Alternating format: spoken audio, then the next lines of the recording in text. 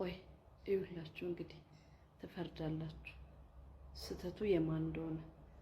ልጄ አንዷን አፈቀርኩ ብሎ ሚስት ይዞ መጣ ቤቴ ውስጥ። አስተውሉ ብቻ። አሁን እሱ ስራ ሄዷል። አሁን ስንት ሰዓት ነው? 4 ሰዓት ሊሆን ነው አይደል? አይዋት ገና ከእንቅልፏም አልተነሳችም። እንግዲህ በእኔ ነው የምትፈርዱት በሷ።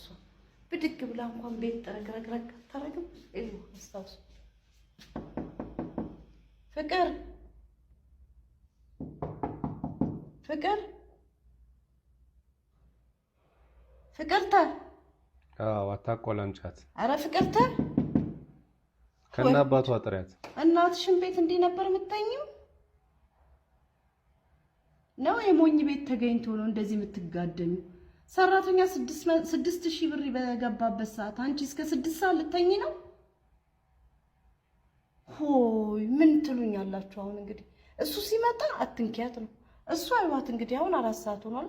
6 ሰዓት ለምሳ ትነሳለች፣ ሲኒ ታቀራርባለች። በቃ እኔ እንደ ሰራተኛ ሰርቼ ምን ብዬ ያቀራረብኩትን በልታ ትተኛለች። እንደዚህ አይነት ትዳር አለ እንዴ? ስታገቡ ራሳችሁን ቻሉ ሁላችሁም። አሁን ይምጣ ራስን ችለው ውጣ ነው ብላ ትዳር ብለህ ስታስብ እናትን አምጥታ አታቃጥል። ችለህ ራስን ችለው ውጣ። አለበለዚያ እየሰራህ ኑራ። ምን አይነት ነው እንደዚህ አይነት ህይወት? አረኛ እንደዚህ ያልነበረም በፊት ህይወት ተኝታለች። እንግዲህ አሁን ቢመጣ እኔ ነው እንትን የሚል አውቄ ነው የቀረጥኩት። እንዴ ህዝብም አይቶ ፍርድ እንዴ አይደለም ማዘር። ቆይ የሷን አዳር ማን ያውቃል እንዴ? ባተኛስ ሌሊቱን ሙሉ ከልጆት ጋር መጀመሪያ መመካከር መቻል አለበት።